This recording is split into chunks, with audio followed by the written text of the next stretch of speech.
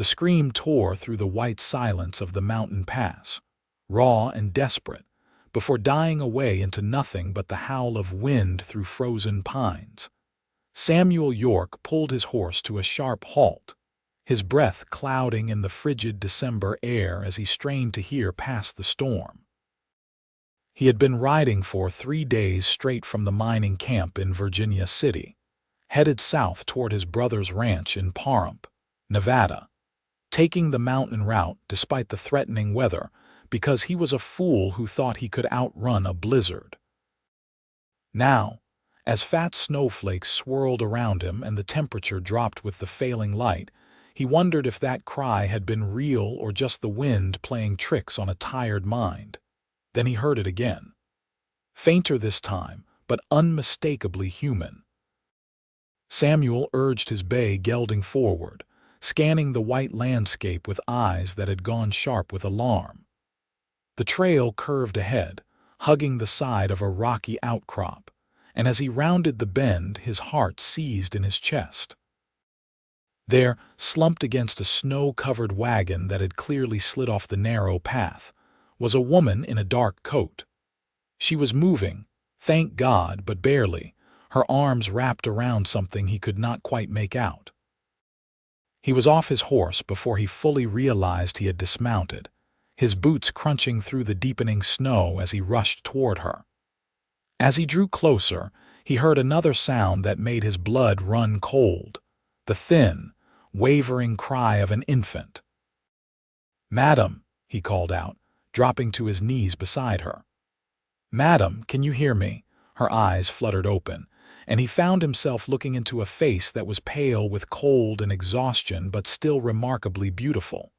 Her lips were tinged with blue and frost clung to her dark lashes.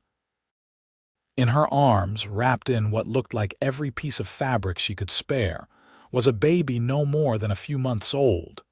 "Please," she whispered, her voice cracking. "My baby, save my baby."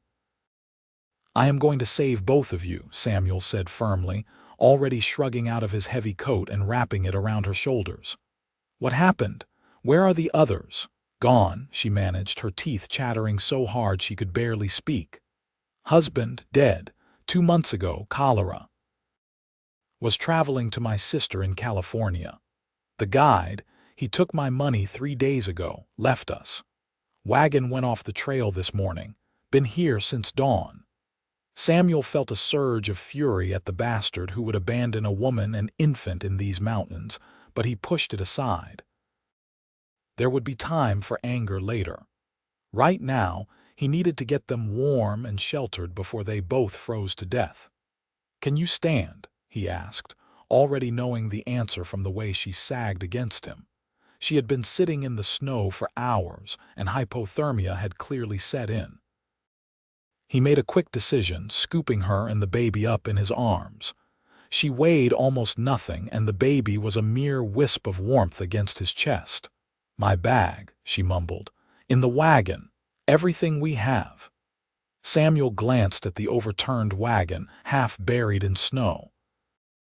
He could not take the time to search it now, but he marked the location in his mind. If they survived the night, he would come back for whatever possessions she had left. He carried them to his horse, which stamped nervously at the added burden.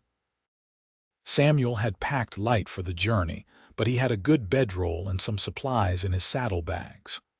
More importantly, he remembered seeing what looked like the remnants of an old mining shelter about a mile back, carved into the hillside. It would be rough, but it would get them out of the wind. Getting all 3 of them onto the horse was a challenge, but Samuel managed to settle the woman in front of him, her body leaning back against his chest while she clutched the baby. He wrapped his arms around them both, took up the reins, and turned the horse back the way he had come. The ride took forever.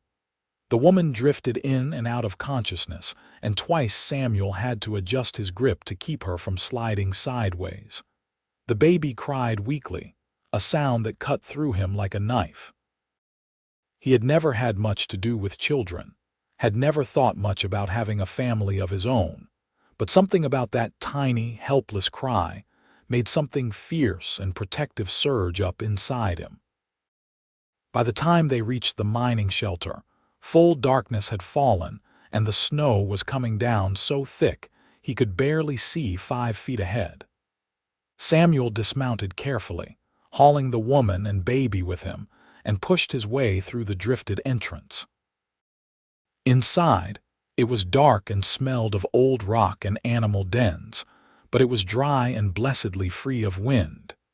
He laid the woman down on the packed earth floor as gently as he could, then went back out to get his horse settled. The animal would have to weather the storm in the entrance, partially exposed, but it was better than nothing. Samuel unsaddled quickly, grabbed his bedroll and supplies, and retreated back into the shelter. His hands shook as he worked, not from cold but from the urgency pounding through his veins. He needed fire, needed it now, but the wood he had brought was limited. There were some old timber supports in the shelter, half rotted but dry, and he broke off pieces with more force than was strictly necessary. Within minutes, he had a small fire going, the flames casting flickering shadows on the rough stone walls in the growing light. He got his first good look at the woman and child. The baby was so small, swaddled in layers of cloth that were damp with melted snow. The woman's dark hair had come loose from its pins and hung in wet tangles around her face. Her eyes were closed, her breathing shallow. Samuel knew enough about cold to know what needed to happen next. Wet clothes had to come off. Bodies needed to be warmed gradually. He had seen men die from hypothermia in his years working the mines and cattle drives, had seen the way the cold could creep into a person and steal them away even after they seemed safe.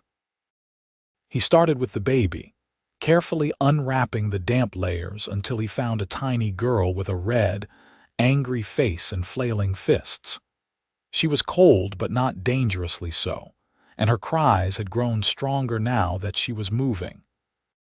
Samuel had no experience with infants, but he worked on instinct, rubbing her little limbs gently to encourage circulation, then wrapping her in the driest blanket he had. He tucked her into his bedroll near the fire, building a small barrier of supplies to keep her from rolling. Then he turned to the woman. This was more complicated. She was unconscious now, her breathing worryingly slow. Her coat, dress, and undergarments were all damp from the snow. Samuel hesitated for only a moment before beginning to work. He had been raised to respect women, to treat them with courtesy and keep his eyes and hands to himself, but this was life or death. He would apologize later if she wanted to slap him for the impropriety. He removed her outer layers quickly and efficiently, trying not to think about the intimacy of it, focusing only on the mechanics. Her skin was like ice. He wrapped her in his spare shirt and another blanket, then pulled her close to the fire. For a long moment he just sat there, watching the rise and fall of her chest, willing her to keep breathing. The baby cried again, a hungry sound this time, and Samuel felt helpless. He had jerky and hardtack in his pack, coffee and some beans, but nothing that would do an infant any good. He did not know the first thing about babies, did not know what they ate or how often or what to do when they cried. All he could do was pick her up, awkward and uncertain, and hold her close to his chest the way he had seen women do in town. "Hush now," he murmured, his voice rough. "Your mama is going to be all right. We are all going to be all right." He was not sure if he was trying to convince the baby or himself. The night crawled by in a haze of tending the fire, watching over his 2 unexpected charges and fighting his own exhaustion. Samuel dozed in fits and starts, jerking awake every time the baby whimpered or the woman stirred. Sometime around midnight, the woman began to shiver violently, which Samuel knew was actually a good sign. It meant her body was warming up, trying to generate heat. He moved closer, adding his own body warmth to the equation. and gradually the shivering subsided into something more normal.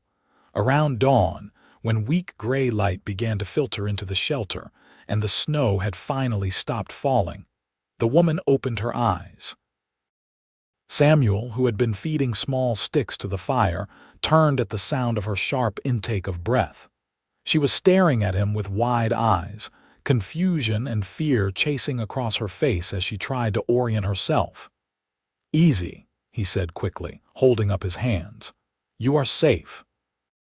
I found you on the trail yesterday evening. You and your baby. Do you remember?" He watched as memory filtered back into her expression, followed by a rush of panic. "My daughter," she gasped, trying to sit up. "Where is right here?" Samuel reached over and carefully lifted the baby from where she had been sleeping in the bedroll. "She is fine. Cold and hungry, I expect, but fine." The woman took her daughter with trembling hands, tears spilling down her cheeks as she held the infant close. "Thank you," she whispered. "Thank you. I thought we were going to die out there. I could not get warm, could not think. I just kept trying to keep her warm, but I was so cold, and I thought." Her voice broke, and Samuel looked away, giving her a moment to compose herself. "You are both safe now," he said. "Storm has passed. Once you are strong enough to travel, I will get you somewhere warm and proper." She nodded, clutching her baby, and Samuel noticed her looking down at herself, registering the unfamiliar clothes and blankets. A flush crept up her neck. I mean my dress was wet," Samuel said matter-of-factly. "You would have died if I had left you in it. I did what needed doing, nothing more. Your dress is by the fire. Should be mostly dry by now." "Thank you," she said again, softer this time. "I am sorry for the impropriety." "And grateful. I am Hannah Reeves." Samuel York. He tipped his hat, then realized he was not wearing it and felt foolish. "And there is no need to apologize for nearly freezing to death." A ghost of a smile touched her lips. "Still, you saved our lives, Mr. York. I will not forget that." They sat in awkward silence for a moment, the baby making soft noises as she rooted against Hannah's chest. Samuel cleared his throat. "She is hungry." "Yes." Hannah's face tightened with worry. "I have been trying to nurse her, but I have not been eating well myself. The supplies ran low after the guide left, and I think my milk has been failing. She cries so much now." Samuel frowned, thinking. "I have some supplies, but nothing that will help a baby. We need to get you both to a town. Pahrump is not far from here, maybe 2 days' ride in good weather. There is a doctor there and women who will know how to help." "Pahrump," Hannah repeated. "In Nevada?" "Yes, madam. My brother has a ranch just outside of town. You and your daughter can stay there until you are back on your feet, until you figure out your next move."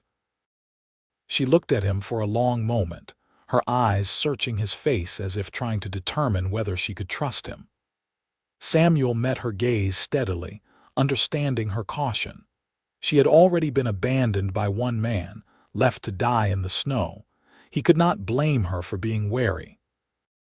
"Why are you helping us?" she asked finally. Samuel considered the question. The truth was, he did not entirely know. He had always tried to be a decent man, had always helped when he could, but there was something about finding her in the snow, something about the way she had begged him to save her baby first, that had struck something deep inside him. "Because it is the right thing to do," he said simply. "And because no woman and child should be left alone in this world if someone can help them." Hannah's eyes filled with tears again, and she nodded. "Then I accept your offer, Mr. York. Thank you." They spent the rest of that day in the shelter, letting Hannah recover her strength and waiting for the trail conditions to improve. Samuel ventured out in the afternoon and made his way back to the overturned wagon, where he found Hannah's bag half buried in the snow. Inside were a few changes of clothes, some baby things, and a small leather journal. He also found a photograph in a tin case. A young man with serious eyes standing behind a seated Hannah, his hand on her shoulder. Her late husband, Samuel guessed. When he returned to the shelter, Hannah was dressed again, looking more herself despite the exhaustion that still lined her face. She fed the baby water from a canteen, dribbling it carefully into the infant's mouth, and Samuel could see the worry in every line of her body. "We will get her proper food soon," he promised. "Paramp has a store. They will have tinned milk, maybe even a wet nurse if we are lucky." "A wet nurse," Hannah breathed. "Yes, that would be perfect." That night they sat on opposite sides of the fire while the baby slept between them. Samuel made coffee from his supplies and shared his jerky and hardtack, which Hannah ate with the mechanical efficiency of someone too hungry to care about taste. As the fire crackled and the cold pressed in from outside, they began to talk. Hannah told him about her life before this nightmare had begun. She had been married to a shopkeeper named Thomas in St. Louis, Missouri. They had been happy, she said, though not wealthy. When she had become pregnant, they had decided to move west to California, where Thomas's cousin had promised him a partnership in a growing mercantile business. They had set out in late summer of 1876, joining a wagon train headed for the coast, but cholera had swept through the train in September. Thomas had died within 2 days of showing symptoms. 13 others had died too, and the survivors had been desperate to move on, to get away from the sickness. Hannah, grieving and pregnant, had continued with the train until they reached Salt Lake City, where she had given birth to her daughter, Emma, in early October. "I stayed there for a few weeks," she said, staring into the fire. "Tried to figure out what to do. I wrote to my sister in Sacramento, and she wrote back saying I should come to her. So I found a guide who said he knew the route, who promised he would get us there safely. I paid him half up front and promised the rest on arrival." "And he robbed you," Samuel said, his voice hard. "3 days ago. Took the money and the best horse and disappeared in the night. Told me the route was simple, that I just needed to follow the trail southwest through the mountains. But the weather turned, and I think I took a wrong turn because nothing looked like what he had described." Her voice cracked. "The wagon slid off the trail when I was trying to turn around. I thought about trying to walk, but I had Emma, and I did not know which way to go, so I just sat there and prayed someone would come." "I came," Samuel said. She looked at him across the fire, her eyes bright. "You did. And you said something yesterday when you first found me. You said I would never be alone again. Did you mean that?" Samuel had not remembered saying those words, but they felt right, felt true. "Yes," he said. "I meant it. I am not going to leave you stranded, Mrs. Reeves. I will see you safe to my brother's ranch, and then we will figure out how to get you to your sister if that is still what you want. And if you need help beyond that, if you need anything at all, you just ask." Hannah nodded slowly, something like hope flickering across her face. "You are a good man, Mr. York, Samuel," he corrected, "and I am just a man trying to do right." "Samuel," she repeated, and he liked the way his name sounded in her voice. The next morning they set out at first light. Hannah was still weak, but she insisted she could ride.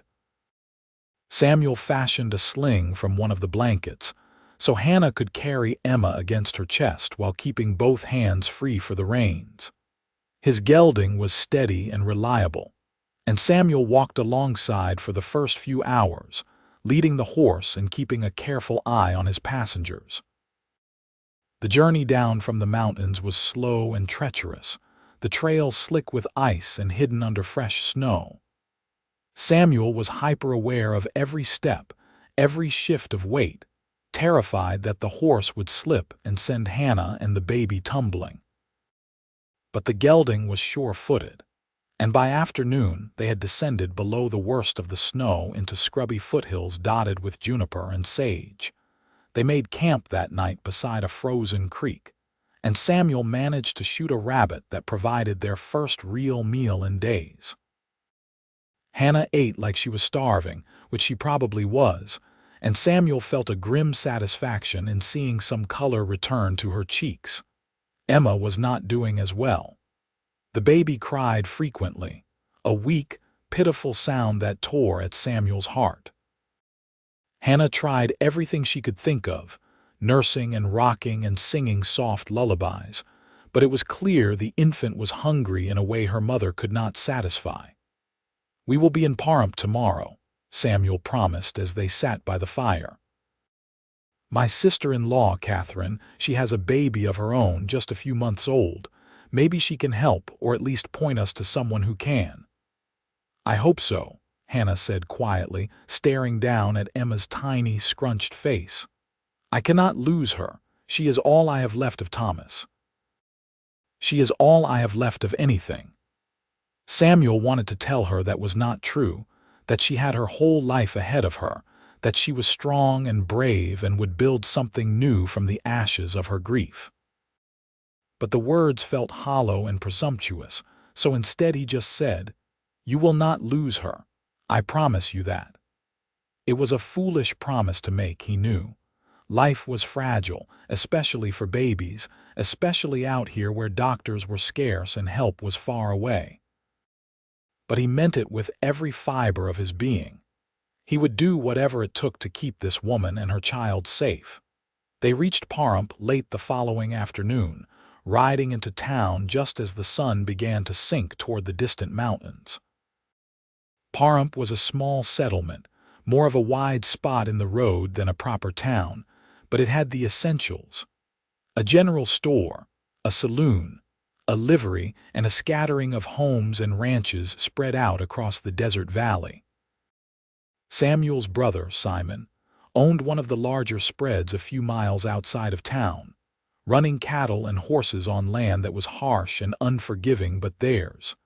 Samuel did not head straight for the ranch. Instead, he stopped at the general store, tying up the horse and helping Hannah dismount. She swayed on her feet, exhausted from 2 days of riding, and he steadied her with a hand on her elbow. "Wait here," he said. "I am going to see about milk for the baby." Inside, the store was warm and smelled of tobacco and dry goods.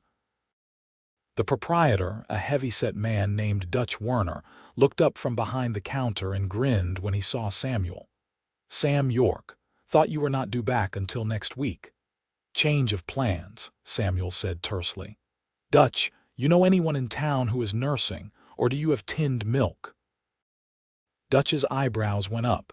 "Tinned milk, sure. Nursing woman, that would be your sister-in-law, I suppose. Catherine had her baby back in September." "Why?" "I found a woman and her infant stranded in the mountains. The baby is hungry and the mother cannot feed her properly. I need something now." Dutch moved quickly after that, pulling down several tins of condensed milk from a high shelf and grabbing a few other items. "You will need bottles and a way to mix it. Here, take these. And tell Catherine I said congratulations on the little one." Samuel paid, then carried the supplies back outside to where Hannah waited. Her face lit up with relief when she saw the tins, and her hands shook as she took them. "How do I?" she started. "There are instructions on the tin," Samuel said, "but let us get you to the ranch first. Catherine will know better than either of us." The ride out to the ranch took another half-hour, and by the time they arrived, Emma was wailing with hunger and Hannah looked ready to collapse. The ranch house was a sturdy adobe structure with a wide porch and corrals stretching out behind it. Smoke curled from the chimney, and warm light glowed in the windows. Samuel had barely dismounted when the front door flew open and his brother stepped out. Simon York was 3 years younger than Samuel, stockier and fairer, with a quick smile that was nowhere in evidence at the moment. "Sam." "What in the hell?" Simon stopped mid-sentence as Samuel helped Hannah down from the horse, the baby crying in her arms. "Who is this?" "Her name is Hannah Reeves," Samuel said. "I found her and her daughter stranded in the mountains. They need help, Simon. Food, rest, and someone who knows how to care for a starving infant," Simon's expression shifted from confusion to concern. "Catherine," he called back toward the house. "Catherine, get out here." A moment later, a petite woman with blonde hair appeared in the doorway, a baby on her hip. Catherine York took one look at the scene and immediately understood. She handed her own child to Simon and rushed down the steps. "You poor thing," she said, taking Hannah's arm. Come inside right now. You look half frozen. And this little one, oh, she is hungry, is she not? Come on, we will get her fed and you warm." Hannah went without protest, too exhausted to do anything but follow Catherine's gentle guidance. Samuel grabbed the supplies and followed them inside, Simon at his heels demanding explanations. The next few hours passed in a flurry of activity. Catherine took charge with the calm efficiency of a woman who knew her business, preparing the tinned milk and showing Hannah how to feed Emma with a bottle. The baby latched onto it desperately, drinking with single-minded intensity until her little belly was full and she finally quieted. Meanwhile, Simon's wife insisted on drawing a bath for Hannah and finding her clean clothes. Samuel retreated to the main room with his brother, where he gave a more detailed account of how he had found Hannah and why he had brought her here. Simon listened, his expression grave. "That guide who abandoned her should be horsewhipped." "Agreed. But right now, I am more concerned about making sure Mrs. Reeves and her baby are taken care of." "Of course." Simon studied him for a long moment. "You did a good thing, Sam, bringing them here, I mean. They can stay as long as they need to." "Thank you," Samuel said, feeling some of the tension ease from his shoulders.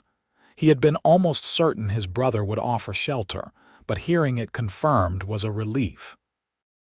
Later, after Hannah had bathed and dressed in borrowed clothes, after Emma had been fed again and settled into a makeshift cradle by the fire, the four adults sat down to a late dinner. Hannah ate with better appetite than Samuel had yet seen, and some of the haunted look had faded from her eyes. "You have been so kind," she said, looking between Catherine and Simon. "I do not know how to thank you. When Samuel found us, I thought we were going to die. I had given up hope." "You do not need to thank us," Catherine said firmly. "Anyone would do the same," but Samuel knew that was not true. Plenty of people would have ridden past a stranger in the snow, would have convinced themselves they had not really heard anything, that it was not their problem. The West was beautiful and harsh in equal measure, and it rewarded those who looked out for their own and no one else.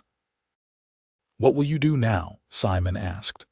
"Do you still have family in California?" "My sister," Hannah said. "In Sacramento.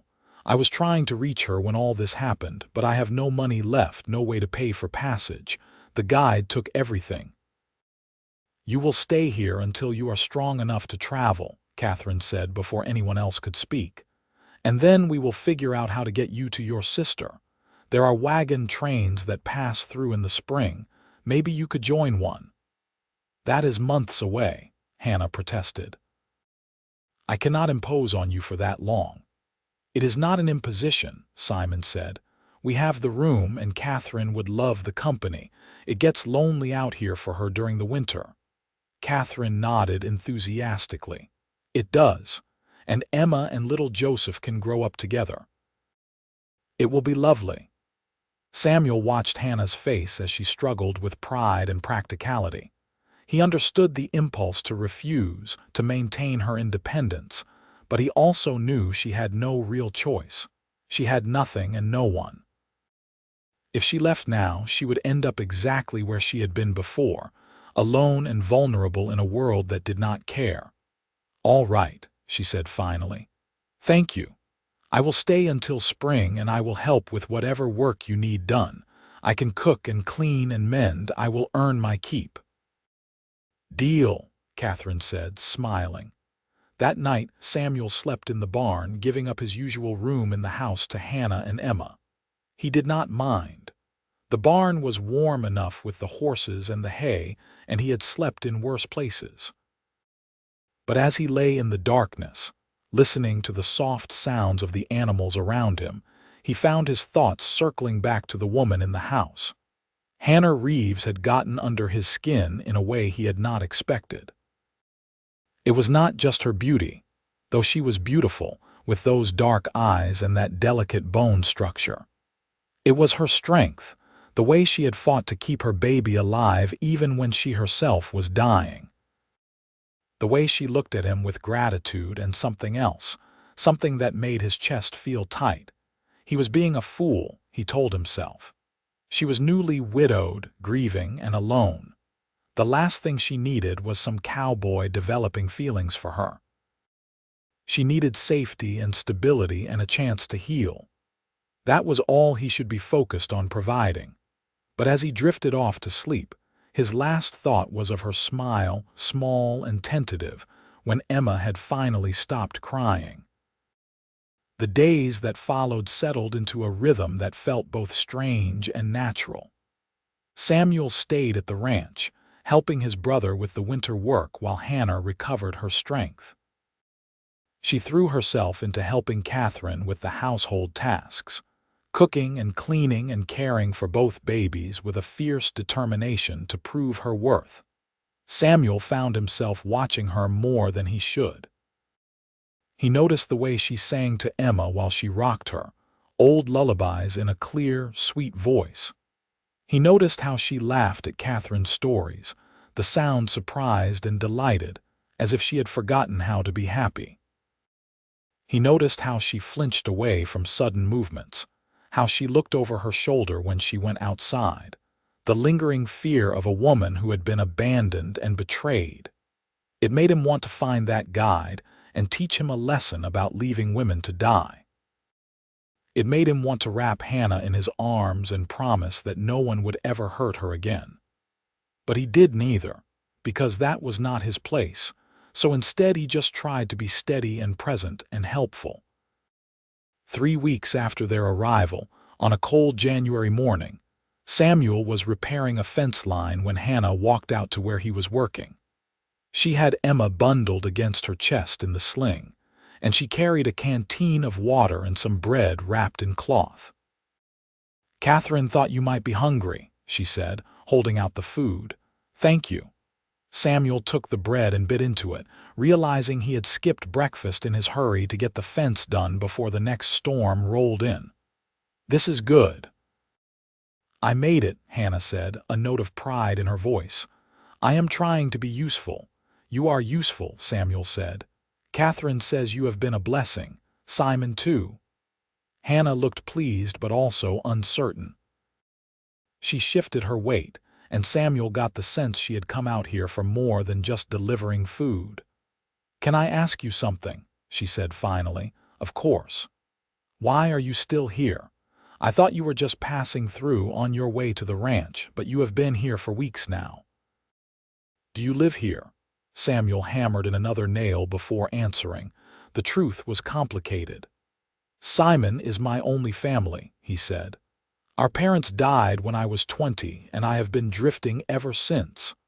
I work the mines when I need money, help Simon with the ranch when he needs an extra hand. I do not really have a home of my own. That sounds lonely." "It is," Samuel admitted, surprising himself with the honesty, "but I have never minded much. I like the freedom of it, the not being tied down." "And yet you stopped for us," Hannah said softly. "You tied yourself down to 2 strangers who needed help." Samuel met her eyes. "That was different." "How?" He did not have a good answer for that, so he just shrugged and went back to his hammering. Hannah stood there for a moment longer, then turned to head back to the house. But she paused after a few steps and looked back at him. "Samuel," she said, "thank you for everything. I know I have said it before, but I do not think I can ever say it enough. You saved our lives." "You would have done the same if our positions were reversed," Samuel said. "Maybe," Hannah said, "but that does not make what you did any less remarkable." She walked back to the house, and Samuel watched her go, something warm and complicated unfurling in his chest. As January turned to February, The desert cold began to ease into something milder, and life on the ranch found its equilibrium. Emma thrived on the tinned milk and Catherine's supplemental nursing, growing plumper and happier by the day. Hannah bloomed too, the color returning to her cheeks and the shadows fading from her eyes. She smiled more often, laughed more easily, and Samuel found himself looking for excuses to be near her. He was not the only one who noticed. One evening in late February, Simon pulled him aside as they were finishing up the evening chores. "You are sweet on her," Simon said bluntly. Samuel nearly dropped the saddle he was carrying. "What? Hannah, you are sweet on her. Do not bother denying it, big brother. I have watched you moon over her for 2 months now." Samuel set the saddle down with more force than necessary. "I am not mooning, right, and I am the Queen of England," Simon grinned. "So what are you going to do about it?" "Nothing," Samuel said firmly. "She is a widow, she is grieving. She does not need me complicating her life. Have you asked her what she needs?" "It is not my place to ask." Simon shook his head. "You are a damned fool, Sam. That woman looks at you like you hung the moon. If you are interested, you should tell her." "She does not look at me like anything except the man who helped her when she was desperate," Samuel said. But even as he said it, he wondered if that was true. There had been moments, small ones, where he had caught Hannah watching him with an expression he could not quite read. Moments where their hands had brushed and she had not pulled away. Moments where the air between them felt charged with something unspoken. But that did not mean anything, he told himself. That was just gratitude and proximity and loneliness. It was not real feeling, and it certainly was not love. The word stopped him cold. Love. Was that what this was? This constant awareness of her presence, this need to make her smile, this fierce protectiveness that made him want to stand between her and anything that might hurt her. He had never been in love before, had never let himself get close enough to anyone for those feelings to take root. But if this was not love, it was something dangerously close to it. "Just think about it," Simon said, clapping him on the shoulder. "Life is short, Sam. And chances like this do not come along every day." That night, Samuel lay in his bedroll in the barn and thought about what his brother had said. Simon was right about one thing. Life was short. Samuel had seen enough death in his 32 years to know that. But that did not mean rushing into something with Hannah was the right move. She needed time to heal, time to figure out who she was now that her husband was gone and her plans had fallen apart. The last thing she needed was pressure from him. But God, it was hard to keep his distance when every instinct in him wanted to close it. A few days later, Hannah approached him as he was chopping wood for the stove. It was early morning, the sun just beginning to paint the sky pink and gold, and she looked almost ethereal in the soft light. "Can I talk to you?" she asked. Samuel set down the axe, his heart suddenly beating faster. "Of course." She clasped her hands in front of her, nervous in a way he rarely saw anymore. "I have been thinking about what comes next," she said. "About my sister in California and whether I should still try to go to her." "You do not want to?" Samuel asked carefully. "I do not know," Hannah admitted. "When Thomas and I made those plans, it was because we thought it would be a better life, a fresh start. But now he is gone, and I am not sure what I want anymore. I barely know my sister. We were not close growing up, and we have not seen each other in years. The only reason I was going to her was because I had nowhere else to go. And now I have been here for 2 months, and it feels more like home than anywhere I have been since leaving St. Louis. Catherine has become a dear friend. Simon is kind. And you," she stopped, her cheeks flushing. "You have been so good to Emma and me. I hate the thought of leaving." Samuel's mouth went dry.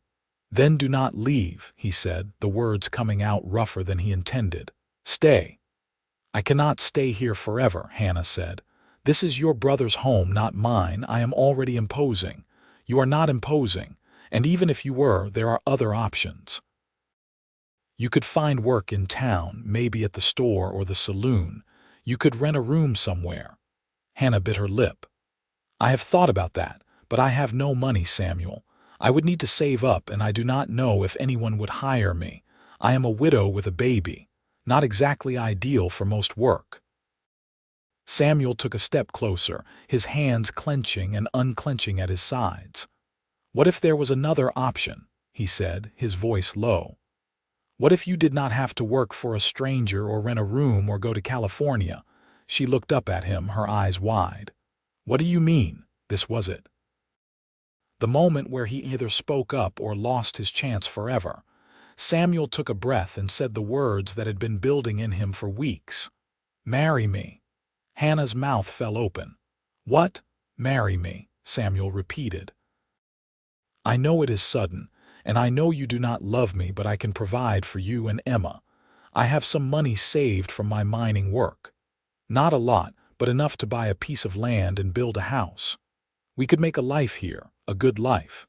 You would be safe, and Emma would have a father. And he stopped, struggling to find the words. I care about you, Hannah, more than I probably should. I would do my best to make you happy. For a long moment she just stared at him, and Samuel felt his heart sink.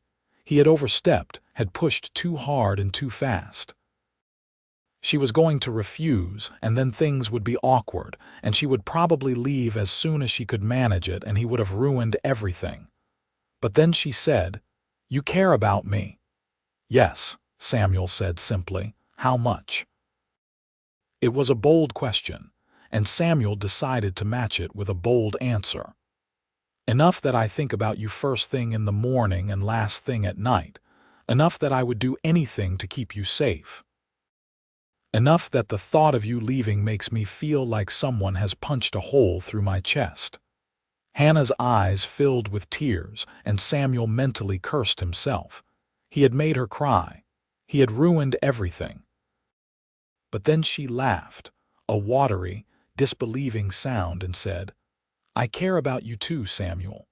I have been trying not to, trying to tell myself it was just gratitude or loneliness or some kind of hero worship. But it is more than that. You are kind and strong and decent, and you make me feel safe in a way I have not felt since Thomas died, maybe even before that. So is that a yes? Samuel asked, hardly daring to hope. It is a maybe, Hannah said, smiling through her tears. I need to think about it, Samuel. This is a big decision, and I want to make sure I am doing it for the right reasons. Not just because I am scared of being alone or because I do not have anywhere else to go, but because I want to be with you. That is fair, Samuel said, even though every fiber of his being wanted to press for an immediate answer. Take all the time you need. She reached out and took his hand, her fingers small and warm in his. Thank you for asking, she said, and for being patient with me. Samuel squeezed her hand gently. I will wait as long as it takes. The next 2 weeks were both torture and bliss. Hannah did not bring up his proposal again, and Samuel did not push, but there was a new awareness between them. She touched his arm when she passed him, lingered to talk when they crossed paths during the day, smiled at him in a way that made his heart race. And Samuel, trying to give her space while also showing her what a life with him could be like, found himself doing small things to make her happy. Bringing her wildflowers he found in the desert, carving a small wooden rattle for Emma, sitting with her on the porch in the evenings after the chores were done, just talking about everything and nothing. Catherine, who had figured out what was happening almost immediately, gave her blessing. You two are perfect for each other, she told Samuel one afternoon when they were alone. I have never seen you so happy, Sam, and Hannah needs someone who will cherish her the way you do. She has not said yes yet, Samuel reminded her. She will, Catherine said confidently. Just be patient. Simon, for his part, just grinned every time he saw Samuel and Hannah together and made obnoxious comments about setting a wedding date. Samuel tolerated it because he was too happy to be annoyed. Finally, on a warm evening in early March, Hannah found Samuel in the barn where he was brushing down his horse. She had Emma on her hip, and there was a nervous energy about her that made Samuel's pulse quicken. "I have an answer," she said without preamble. Samuel set down the brush, his heart in his throat. "All right." "Yes," Hannah said, and then again, stronger. "Yes, Samuel, I will marry you." The wave of relief and joy that crashed over him was so intense it nearly knocked him off his feet. He closed the distance between them in 2 long strides and cupped her face in his hands, searching her eyes. "Are you sure?" "I am sure," she said. "I have been thinking about it every day, and I realized something. When I think about my future, about where I want to be and who I want to be with, I see you. Not because you saved me, though you did. Not because I am afraid of being alone, though I was. But because when I am with you, I feel like I can breathe again. Like maybe I can be happy again. And I want that, Samuel. I want to build a life with you." Samuel kissed her then, slow and sweet, pouring every ounce of feeling he had into it. Emma made a noise of protest at being squished between them, and they broke apart, laughing. "When?" Samuel asked. "As soon as we can arrange it," Hannah said. "I do not want to wait." They were married 3 weeks later in a simple ceremony in the main room of Simon and Catherine's house. The local preacher, a weathered man who made the circuit through the small desert communities, performed the service with Catherine and Simon standing as witnesses. Hannah wore a dress Catherine had altered for her, simple blue calico that brought out the color of her eyes, and Samuel wore his best shirt and a string tie he had bought in town specifically for the occasion. As he stood there and listened to Hannah speak her vows, her voice clear and steady, Samuel felt something settle into place inside him. This was right. This was what he had been searching for all those years of drifting, even if he had not known it. Not freedom or adventure or solitude, but this. A woman who looked at him like he was her whole world, a baby girl who had already stolen his heart, and the promise of a future built together. They spent their wedding night in the small room that had been Hannah's since she arrived, with Emma sleeping peacefully in her cradle by the bed. Samuel held Hannah in his arms, and they talked in whispers about their plans. He had already found a piece of land a few miles from Simon's ranch, good land with a spring and room for a house and some animals. They would start building as soon as the weather was warm enough, and by summer they would have their own home. "Are you happy?" Samuel asked, needing to hear her say it. "I am," Hannah said, and she sounded surprised by her own answer. "I did not think I would ever be happy again after Thomas died. I thought that part of my life was over. But you made me feel alive again, Samuel. You gave me hope." "You gave me something to hope for," Samuel replied, kissing her forehead. "I love you, Hannah. I know I have not said it before, but I do.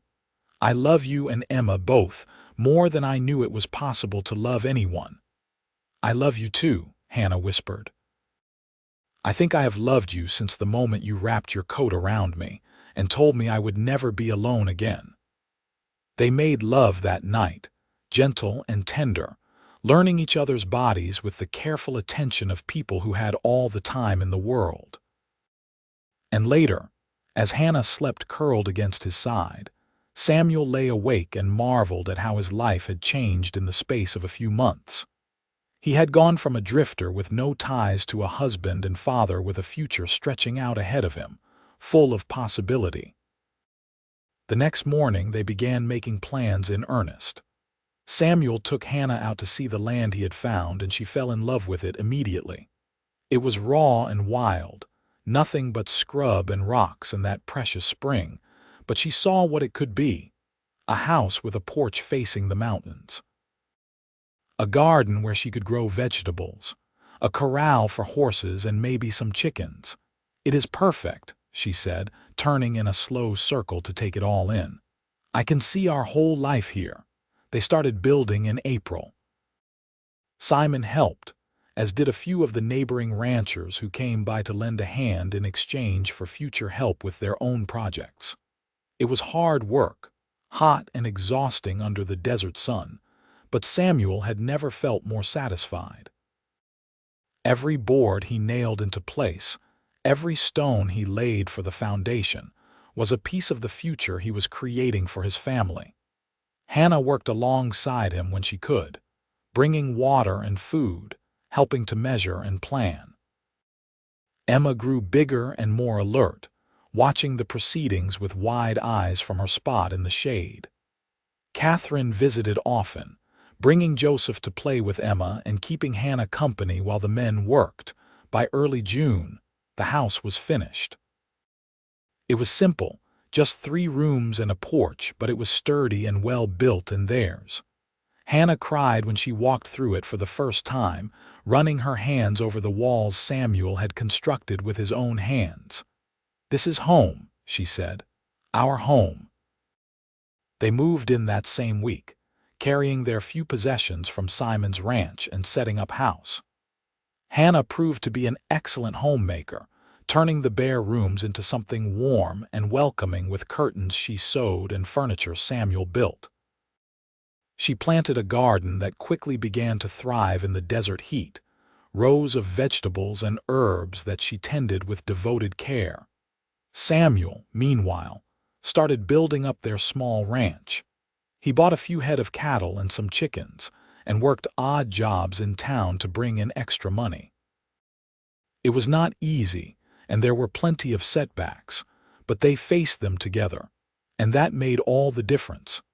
Emma was walking by the time summer turned to fall, toddling around the house and yard on chubby legs while Hannah chased after her. She called Samuel Papa one day in September, and he felt his heart might burst from the sheer joy of it. She was his daughter in every way that mattered, and he loved her as fiercely as if she had been his from birth. That winter, Hannah told him she was pregnant. They were sitting by the fire after dinner, Emma already asleep in her small bed, when she took his hand and placed it on her still flat belly. "There is a baby," she said. "Our baby." Samuel could not speak for a long moment, overwhelmed by the enormity of it. A child, his and Hannah's, growing inside her. Another addition to their family, proof of the love they had built from the ashes of tragedy. "Are you happy?" Hannah asked, echoing his question from their wedding night. "I am happier than I have ever been in my entire life," Samuel said, pulling her into his arms. Their son was born in late May of 1878, a red-faced, squalling infant with an impressive set of lungs. They named him Thomas, after Hannah's first husband, a gesture that Samuel had suggested and Hannah had accepted with tears of gratitude. It felt right to honor the man who had loved Hannah first, who had given her Emma, who had been taken too soon. Little Thomas was a good baby, healthy and strong, and Emma was fascinated by her new brother. She would sit beside his cradle for hours, singing to him in her toddler babble and patting his head with gentle hands. Watching them together, Samuel felt a contentment so profound it was almost painful. Life settled into a new rhythm. The ranch grew steadily, and Samuel's reputation as a fair and hard-working man spread through the community.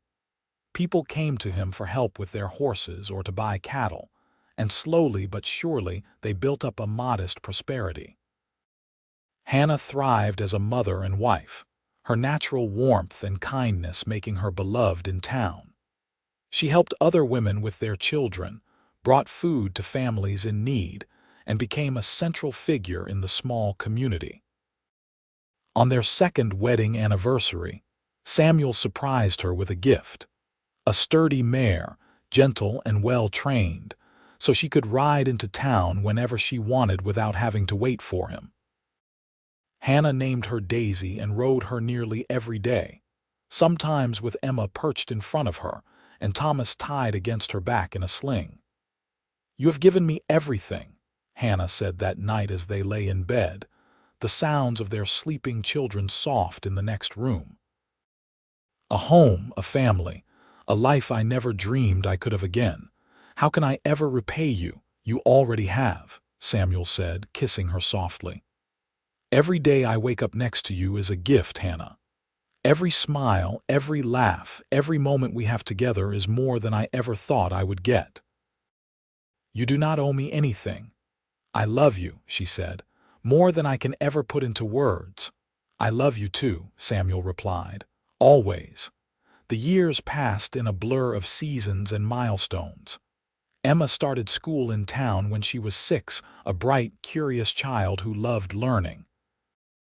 Thomas grew into a rambunctious boy who followed his father everywhere, insisting on helping with every task no matter how small. In 1881, Hannah gave birth to their daughter, Sarah, a tiny thing with her father's dark eyes and her mother's delicate features.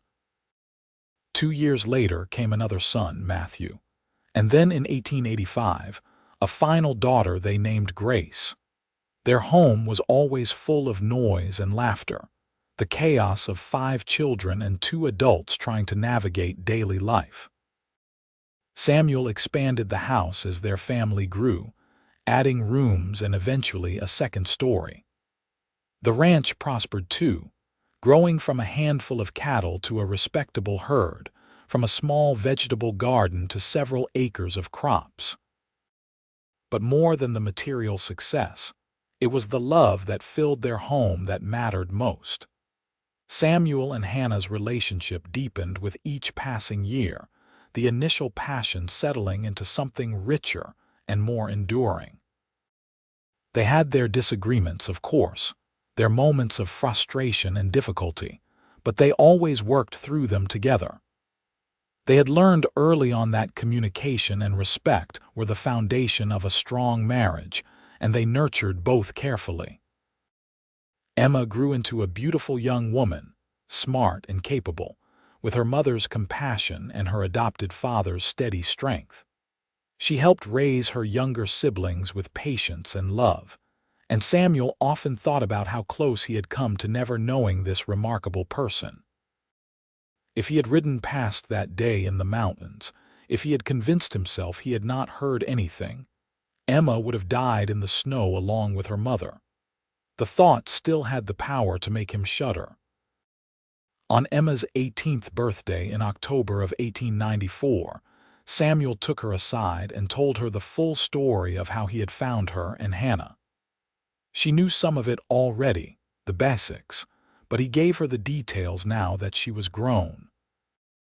He told her about the sound of Hannah's scream cutting through the blizzard, about finding them huddled by the wagon, about the desperate race to keep them alive. "You saved us," Emma said, tears streaming down her face. "Your mother saved you," Samuel corrected gently. "She kept you alive until I found you. She gave everything she had to protect you. I just helped." "You are my father in every way that matters," Emma said fiercely.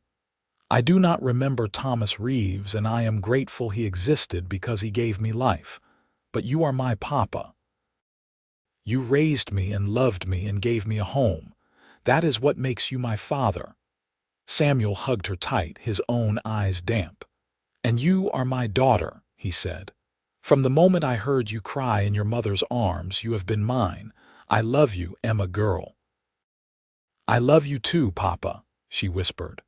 Thomas followed his father's footsteps, taking to ranching like he was born to it. By the time he was 16, he was managing large portions of the operation himself, showing a natural aptitude for working with animals and the land. Samuel was immensely proud of him, proud of all his children, really. Sarah had a gift for music and could play the piano Catherine had given them like an angel. Matthew was the family scholar, always with his nose in a book, dreaming of becoming a teacher. And Grace, the baby, was pure sunshine, making everyone around her smile with her irrepressible joy. On their 20th wedding anniversary in March of 1897, Samuel and Hannah renewed their vows in front of their children and a church full of friends and neighbors. It was Hannah's idea, a way to celebrate not just their marriage but the life they had built together. Simon and Catherine stood with them again, older and grayer but still deeply in love themselves, their own children grown and starting families of their own. As Samuel looked at Hannah, beautiful in a new dress their daughters had helped her sew, he thought about that moment in the snow 21 years ago. He had been drifting then, untethered and alone, not knowing what he was looking for. And then he had heard her scream and everything had changed. "You kept your promise," Hannah said later that night as they danced together at the celebration, their children and friends laughing and talking all around them. "You told me I would never be alone again, and I have not been, not for a single day." "Neither have I," Samuel said. "You gave me a family, Hannah. You gave me a reason to stop drifting and put down roots. You gave me everything." "We gave each other everything," Hannah corrected, smiling up at him. "That is what love does, Samuel. It multiplies. We started with nothing but hope and determination, and look what we built." Samuel looked around at their children, at the community they had become part of, at the life they had created from tragedy and chance. "It is pretty remarkable," he agreed. "No," Hannah said, "we are pretty remarkable." She was right, Samuel thought. They were remarkable, not because they had done anything extraordinary on their own, but because they had chosen to do it together. Because when life had knocked them both down, they had reached for each other and pulled themselves back up. Because they had taken fear and loss and transformed it into love and family and home. In 1900, Emma married a good man from a neighboring ranch, and Samuel walked her down the aisle with tears in his eyes. She made a beautiful bride, and as he handed her over to her new husband, he thought about how she had been just a tiny baby when he first held her, how he had been terrified of dropping her or failing to keep her safe. Now she was a grown woman, starting her own family, and he could not be prouder. Thomas took over more and more of the ranch operations as Samuel grew older, and by 1905 he was essentially running things himself. Samuel did not mind stepping back. He had worked hard for 30 years, and he was ready to spend his time differently. He built furniture in a small workshop behind the house, pieces that became sought after throughout the territory. He spent long afternoons with Hannah, just talking or reading or sitting in comfortable silence. He played with his grandchildren when Emma brought them to visit, and later when Thomas and Sarah started families of their own. On a warm spring evening in 1910, Samuel and Hannah sat on their porch watching the sunset paint the desert sky in shades of gold and crimson. They were in their 60s now, their hair gray and their bodies marked by decades of hard work, but they were still strong and healthy, still together. "You ever think about that day in the mountains?" Hannah asked, her hand in his. "About how different our lives could have been if you had not found us?" "Sometimes," Samuel admitted, "but mostly I just feel grateful that I did, that I heard you, that I stopped." "So am I," Hannah said softly. "I was so lost, Samuel, I had given up. And then you appeared, and you told me I would never be alone again, and you kept that promise. For 34 years, you have kept that promise." "It has been the easiest promise I ever made to keep," Samuel said, lifting her hand to his lips. "Because being with you has never felt like work. It has felt like coming home." They sat in silence for a while, watching as the stars began to appear in the darkening sky. 5 children, 14 grandchildren so far and counting. A ranch that had grown from nothing into something substantial. A community that valued them. A love that had weathered every storm. It was more than Samuel had ever dreamed possible when he was a young drifter with no ties and no direction. "Thank you," Hannah said suddenly. "For what?" "For seeing us. For stopping. for caring enough to help two strangers who had nothing to offer you in return. You saved our lives that day, but you also saved me from a kind of death that has nothing to do with cold and snow. You saved me from being alone in a world that did not care. You gave me back my hope." Samuel turned to her, cupping her face in his weathered hands. "And you gave me purpose," he said. "You gave me a reason to be more than I was. You made me a husband and a father and a man I could be proud of. Everything good in my life started the day I found you in that snow." "Then we saved each other," Hannah said, smiling through the tears that had gathered in her eyes. "Yes," Samuel agreed. "We saved each other." They kissed then, gentle and sweet, a kiss that held 34 years of love and partnership and shared history. Around them, the desert settled into night, the sounds of their ranch and their family a comforting backdrop. Inside the house, several of their grandchildren were staying for the week, their laughter and running feet a joyful cacophony. Tomorrow there would be work to do, people to see, life to live.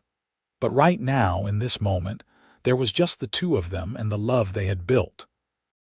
Samuel thought about the young man he had been, riding through the mountains with no particular destination, hearing a scream in the snow. He thought about the split-second decision to stop and investigate, a decision that had changed everything.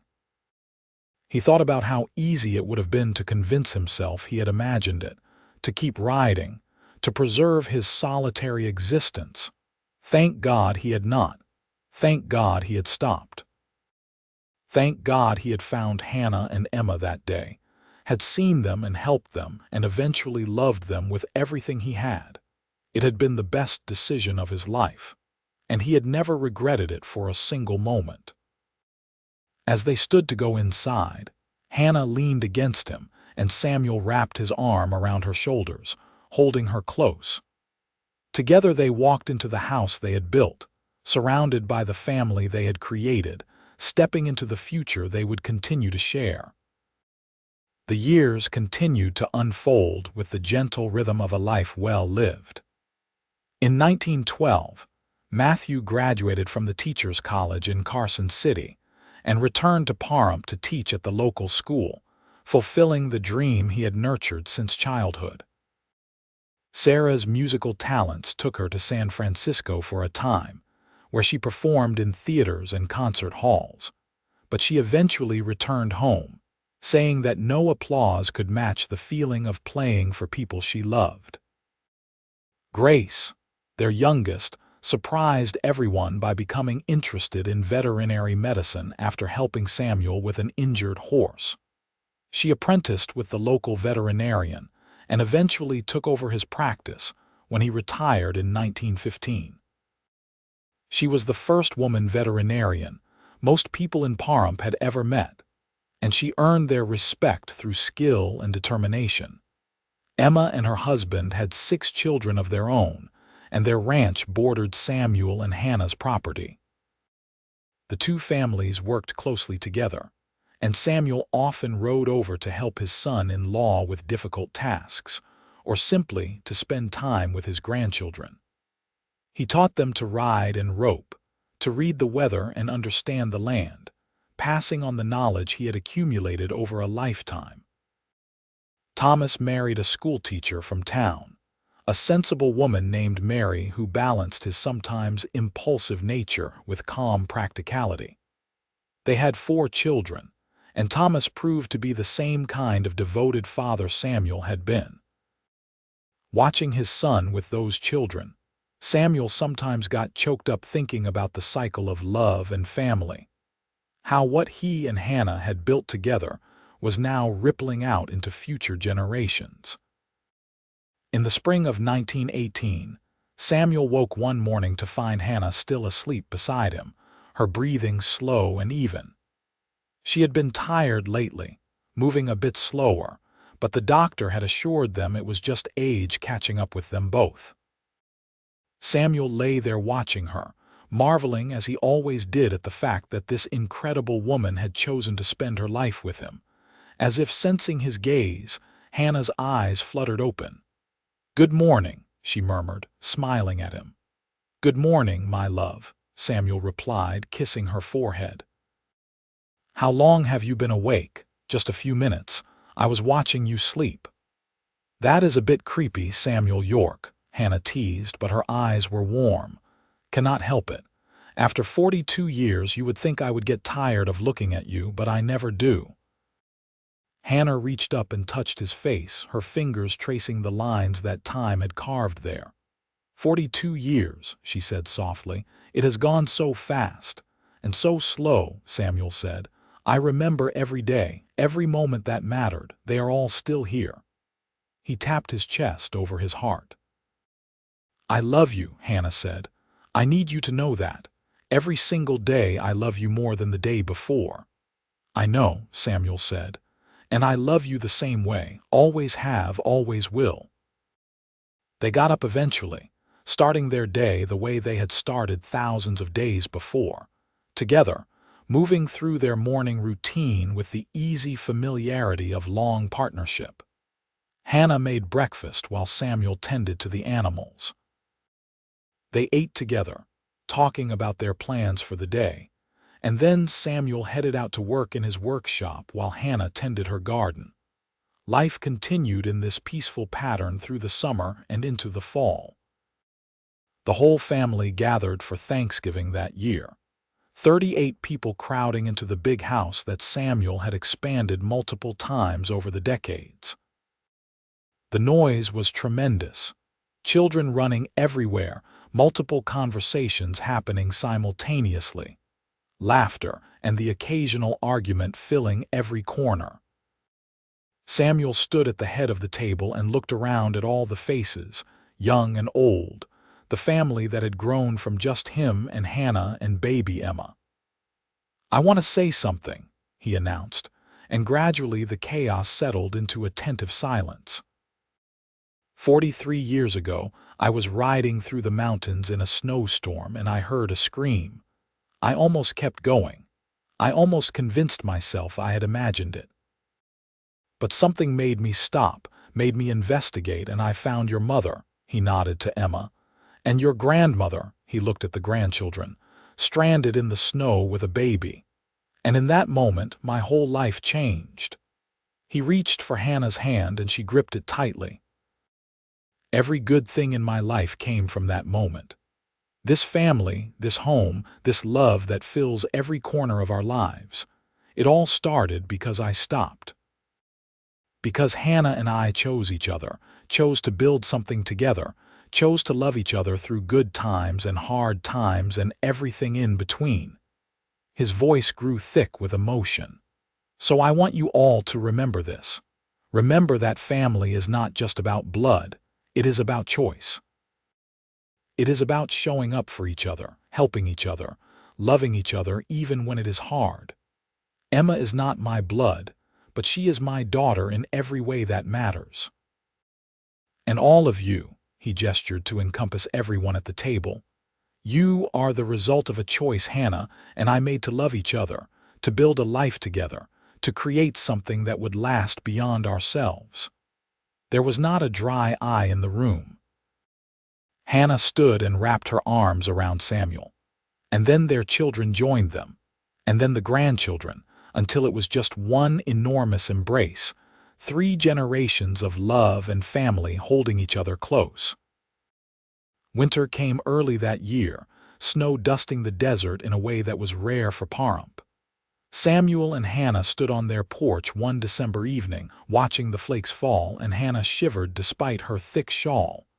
"Reminds me of that day," she said quietly. "The snow." "Me too," Samuel said, pulling her close. "But this time we are warm and safe and together." "Always together," Hannah agreed.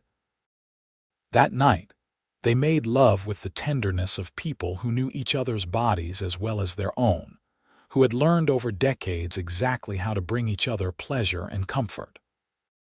Afterward, Hannah curled against Samuel's side, her head on his chest, listening to the steady beat of his heart.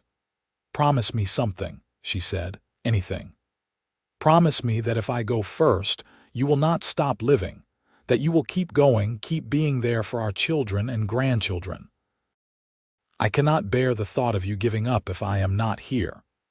Hannah, promise me, Samuel. He was quiet for a long moment, then said, I promise. But only if you promise the same. If I go first, you keep living. You keep being the amazing woman you have always been.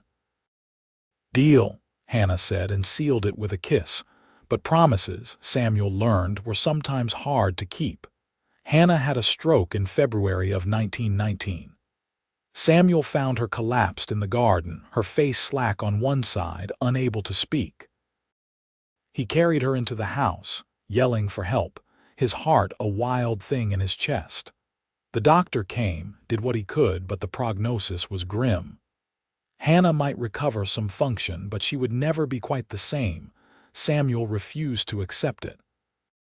He worked with her every day, helping her relearn how to speak, how to move her left side, how to do the basic tasks that had become difficult. It was slow, frustrating work, and there were days when Hannah broke down in tears of frustration. But Samuel never gave up on her, never showed anything but patience and love. You saved me once, he told her. Now it is my turn. Gradually, painfully, Hannah did recover some of what she had lost. Her speech came back, slurred at first but improving with practice. She regained partial use of her left arm and leg, enough to walk with a cane and manage basic tasks. She would never be what she was before the stroke, but she was alive and present and still herself in all the ways that mattered. Their children rallied around them, taking turns staying at the house to help with the heavier work. Emma moved back home for several months, bringing her youngest children with her. Thomas hired additional help for the ranch so Samuel could focus on Hannah's recovery. The whole family adjusted their lives to accommodate this new reality, and Samuel was reminded once again how blessed he was. By summer, Hannah was well enough to sit in her rocking chair on the porch, watching the world go by. She could not do as much as she once had, but she could still enjoy the garden, still play with her grandchildren when they visited, still have conversations even if the words came slower than before. One evening in late July, as they sat together watching the sunset, Hannah turned to Samuel and said with careful deliberation, "Thank you." "For what?" Samuel asked, as he always did when she said this. "For not giving up on me, on us. You could have. Put me somewhere. Let someone else care for me, but you did not." "Of course I did not," Samuel said, appalled at the very idea. "You are my wife, my partner. I made vows, Hannah. In sickness and in health I meant them." "I know," Hannah said, smiling her crooked smile. "That is why I thank you." They celebrated their 45th wedding anniversary in March of 1920 with a quiet dinner, just the two of them. Hannah was stronger now, had regained more function, though she would always have limitations. But she could feed herself, could dress with minimal help, could move around the house with her cane. It was not what they had planned for their golden years, but it was enough. 45 years, Samuel mused, holding up his glass of wine. That is a long time. Not long enough, Hannah said. I want 45 more. Then we will have 45 more, Samuel declared, even though they both knew that was unlikely. They were in their 70s now, and while Samuel was still relatively healthy, time was not on their side. But they had the present and they made the most of it. Samuel read to Hannah every evening, books and newspapers and letters from grandchildren who had moved away. They played cards and checkers. They talked about their life together, remembering the good times and the hard times and everything in between. And they loved each other, as deeply and completely as they had when they first married. In 1922, they celebrated their 50th wedding anniversary with a huge party that the whole town attended. 50 years of marriage was a remarkable achievement, and people came from all over to honor them. The church was decorated with flowers, and there was a dance afterward where Samuel and Hannah, despite her limitations, shared a slow waltz while everyone watched and applauded. 50 years, Hannah said as they moved together. We did it. We sure did, Samuel agreed. And I would do it all again in a heartbeat. Even the hard parts, they made us who we are. That night, exhausted but happy, they lay in bed holding hands. I need to tell you something, Hannah said. What is it? I am not afraid anymore. Of dying, I mean. I was for a long time, especially after the stroke. I thought about all the things I would miss, all the moments I would not get to see, but I am not afraid now. Samuel's throat tightened. Why not? Because we have had such a good life, Samuel. Such a full, rich, beautiful life. We raised 5 incredible children. We have more grandchildren than I can count. We built this ranch, this home, this family. We loved each other well. What more could anyone ask for? More time, Samuel said roughly. I always want more time with you. Me too, Hannah said. But whatever time we have left, let us make it count. Let us love each other as hard as we can for as long as we can. That is all I have ever done, Samuel said. Love you as hard as I can. Hannah died peacefully in her sleep on an October night in 1923 at the age of 72. Samuel woke to find her cold beside him, her face peaceful, one hand still resting on his chest. She had passed quietly, without pain or struggle, slipping away in the night while he slept. The grief was staggering. Even though Samuel had known this day would come eventually, nothing could have prepared him for the reality of a world without Hannah in it. She had been his partner for 51 years, his best friend, his great love. Half of his soul was gone, and he did not know how to function without it. But he had promised her he would keep living, so he did. He got up every morning even when he wanted to stay in bed. He went through the motions of his day even when everything felt meaningless. He showed up for his children and grandchildren, even when the grief was so heavy he could barely stand under the weight of it. Slowly, painfully, he learned how to live in a world without Hannah. He would never stop missing her, never stop feeling the ache of her absence, but he found ways to keep going. He told stories about her to his grandchildren, keeping her memory alive. He tended her garden, making sure the flowers she loved continued to bloom. He sat on their porch every evening and talked to her, telling her about his day, about the family, about how much he loved her. On what would have been their 53rd wedding anniversary in March of 1925, Samuel sat on the porch with his eldest grandson, Emma's boy, who was now a young man of 23. Tell me about Grandma, the young man said. About how you met. So Samuel told the story again, the story he had told countless times over the years, about riding through a snowstorm and hearing a scream, about finding Hannah and Emma stranded and nearly dead, about the promise he had made that she would never be alone again, and how he had spent 51 years keeping that promise. That is the most romantic thing I have ever heard, his grandson said when he finished. It was not romantic at the time, Samuel said. It was terrifying and desperate and touch and go, but looking back, yes, it was the start of the greatest love story I could have ever imagined. Do you think you will ever find someone else? I know Grandma would not want you to be alone. Samuel shook his head. There is no one else. There could never be anyone else. Hannah was it for me. She was the love of my life, and I got 51 years with her. That is more than most people ever get. I am grateful for every single day we had together. He lived for 3 more years, surrounded by his family, still active in the ranch operations even though Thomas had officially taken over. He got to meet several more great-grandchildren, got to see Emma's eldest daughter get married, got to watch his legacy continue to grow and spread. On a warm spring evening in April of 1928, Samuel sat on his porch watching the sunset. He was 82 years old, his body worn out from a lifetime of hard work, but his mind still sharp. He thought about his life, about all the twists and turns that had brought him to this moment. He thought about the young drifter he had been, rootless and alone, thinking he wanted freedom when what he really wanted was purpose. He thought about Hannah, about her beautiful smile and her strong spirit, and the way she had looked at him like he was her whole world.